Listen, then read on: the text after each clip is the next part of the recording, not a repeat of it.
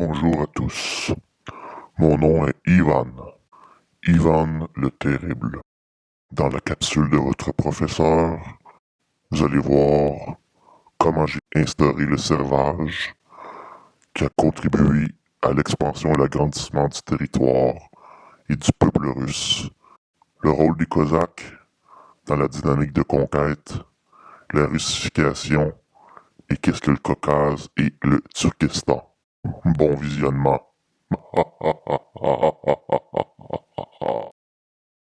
Bonjour, bienvenue à cette capsule intitulée Contrôle, domination, autorité et cohésion. On a vu lors d'un chapitre précédent, le point A, le chapitre A plutôt, sur l'expansionnisme territorial, donc l'époque des tsars, qui prend fin en 1917 avec la Révolution russe, donc accompagnée des personnages très importants, dont Lénine et Trotsky, ainsi que des autres révolutionnaires qui ont donc renversé le régime du tsar. Le dernier tsar, Nicolas II, a donc dû abandonner son pouvoir tyrannique. Donc fin de l'époque tsariste 1917 et début de la révolution russe. On remplace donc le pouvoir tsariste par, en fait, c'est l'avènement du communisme. Communisme pour assurer, bien sûr, une certaine cohésion, un certain contrôle, une domination, une autorité sur, on l'a vu, un territoire qui est très grand.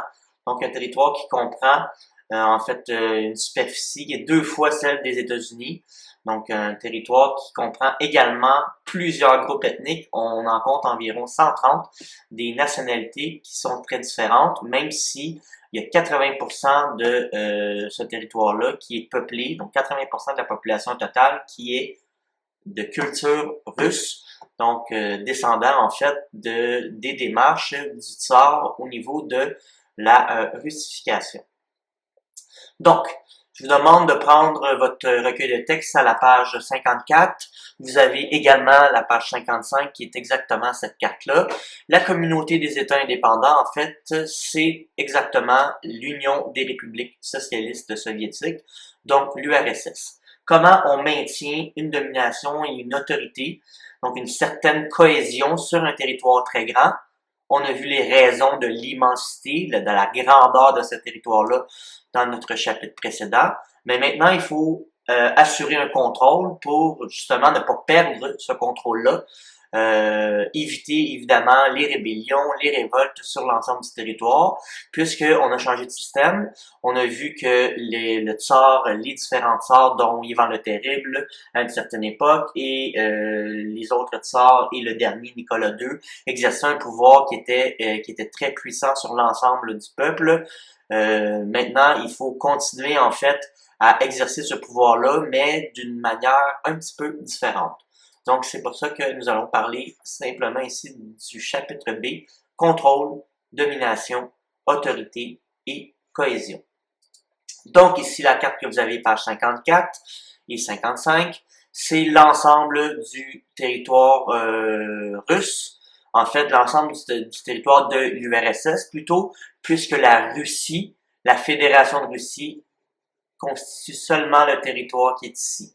Donc, l'URSS comprend la Russie, territoire qui est celui qui prend le plus de place et le plus d'importance, hein, donc conséquence de la russification tsariste, comprend également des républiques. On va voir quel est le rôle des républiques à l'intérieur de l'URSS, de l'Union des républiques socialistes soviétiques.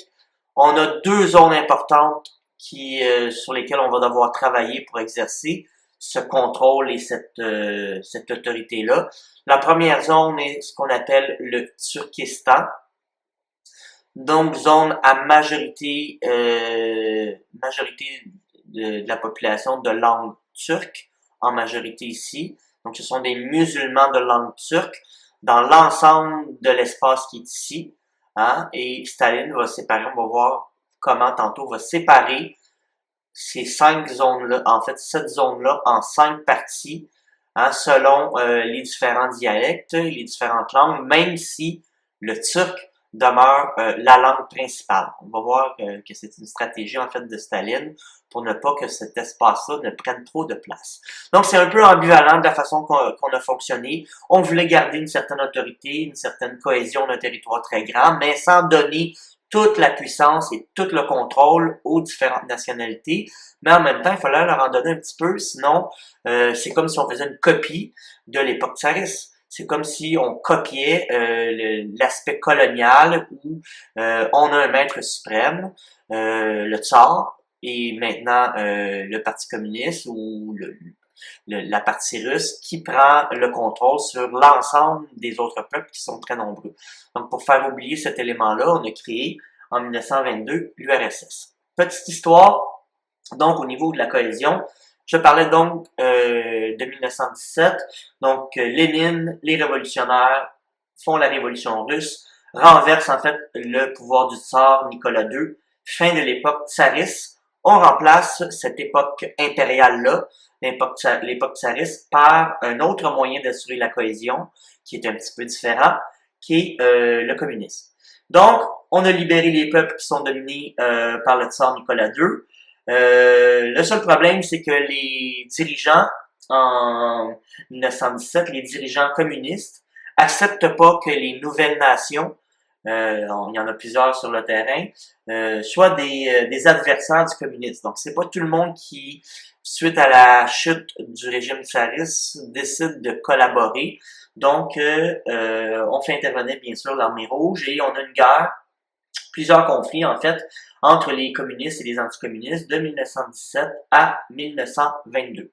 Petit exemple ici des différentes nations à l'intérieur du territoire. Donc, vous voyez, c'est exactement la même carte. Donc, je répète, tous les pays qui sont en pointillé représentent la communauté des États indépendants, synonyme URSS, et sur le territoire, 130 groupes ethniques différents, dont la majorité de la population, 80% de la population est russe. On le voit ici en vert. Donc, sur votre carte ici, de façon très schématique, ce qu'il y a à faire, si vous voulez, vous pouvez le dessiner, c'est que l'ensemble du territoire à partir de Moscou ici, jusque dans toute l'Est, on a la zone qui est en vert. Donc, l'ensemble, il y a beaucoup de risques étendus sur l'ensemble du territoire, mais il y a 130 groupes ethniques différents. Et les deux zones en particulier dont je vous ai parlé tantôt, le Turkestan, bien sûr, on l'a ici en jaune, langue turque, les Kazakhs, les Turkmènes, les Ouzbeks, les Turkmènes, les Tadjiks, etc. Et bien sûr, le Caucase. Caucase qu'on appelle aussi la montagne. Caucase, c'est un relief. C'est une chaîne de montagnes, la montagne des langues. On a une cinquantaine de nationalités, de langues, de cultures différentes à l'intérieur de cette zone-là. Donc, pour assurer, je reviens toujours à mon point, pour assurer une certaine domination, une certaine cohésion, un certain contrôle sur un territoire qui est très grand et qui comprend plusieurs nationalités, même si on a une forte tendance, une forte prédominance du groupe russe, il faut utiliser certaines méthodes et c'est ce que Staline va faire un peu plus tard. Je vais en reparler tantôt avec sa politique des nationalités. Mais le but est donc d'exercer un certain pouvoir de contrôle sur l'ensemble du territoire. Hein, c'est une marque de puissance d'avoir un territoire très grand, mais il faut être capable de le contrôler, de le gérer. Parce qu'évidemment, sous l'époque des tsars, c'était pas possible. On écrasait les rébellions. Et dans le cas du communisme, c'est ce que l'armée rouge a fait également. Donc, petit à petit, jusqu'en 1991, jusqu'à ce que la recrudescence des nationalismes a fait éclater l'Union des républiques socialistes soviétiques. Mais on n'est pas encore rendu en 1991, on est donc 1917, révolution russe. Je disais qu'on a libéré les peuples dominés par les tsars, il y a eu des conflits entre les communistes et les anticommunistes. Les dirigeants communistes n'acceptaient pas que les différentes nations, certaines d'entre elles, soient des adversaires du communisme. Donc, on a créé, très important, 1922, donc l'Union des républiques socialistes soviétiques. Puisqu'il y en a qui étaient pas nécessairement d'accord à s'intégrer au communisme, on leur a donné une certaine façon de développer leurs particularités linguistiques et culturelles à l'intérieur de l'URSS. puisque dans l'acronyme URSS, on a le mot union, donc la cohésion, une union d'un territoire très grand, le U de URSS, le R de URSS, les républiques. Les républiques correspondent grosso modo à des nationalités qui sont différentes. Donc, c'est une façon pour le pouvoir central de donner une certaine, en fait, une très mince partie du pouvoir, mais de faire taire d'une façon un petit peu plus pacifique, si on veut, les révoltes des différentes nationalités sur le territoire qui voudraient s'affranchir du pouvoir central. Donc, 1922, on crée l'Union des républiques socialistes soviétiques et, si on veut, en échange, des gouvernements des républiques se voient donner donc des droits qui sont minimes, mais à condition qu'ils adhèrent au communisme comme tel. Mais il ne faut pas se leurrer parce que le Parti communiste de l'Union soviétique, c'est le seul parti, donc c'est un parti unique.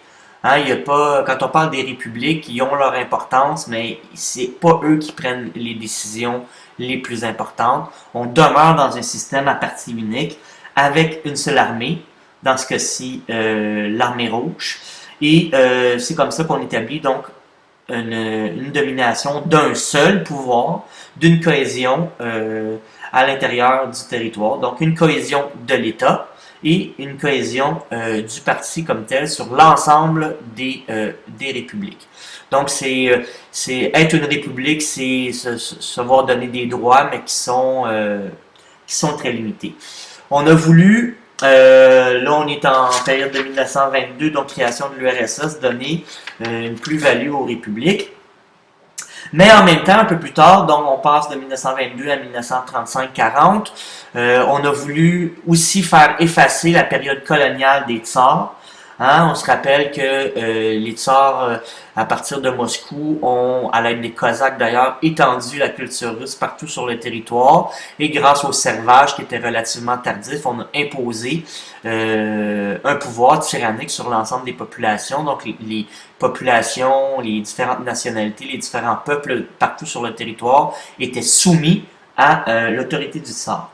On a voulu faire oublier cette période-là, hein, parce que la période est finie. 1917, la fin la fin de l'époque tsariste. On est actuellement en 1935-40. On veut éviter cette comparaison-là avec ce système colonial-là des tsars, où on a une minorité, en fait une partie de la population, une majorité du territoire qui est occupée, autant au niveau de l'administration que des pouvoirs réels, par la culture russe. Donc, Staline a l'idée, Joseph Staline, membre du Parti communiste, entre les années 1935-1940, donc de créer ce qu'on appelle la politique des nationalités. Politique des nationalités, je le disais tantôt, pour éviter à la limite les révoltes, donc, et pour continuer le système d'avoir une mainmise sur l'ensemble du territoire, tout en évitant que les différentes nationalités se retournent, se rebutent du pouvoir central. Donc, toujours dans le but que les intellectuels, les gens importants des différentes nationalités sur le territoire continuent à adhérer aux communistes. Donc cette politique de Staline, la politique des nationalités, c'est en quelque sorte dans l'histoire le contraire de la russification qui a été imposée par les tsars.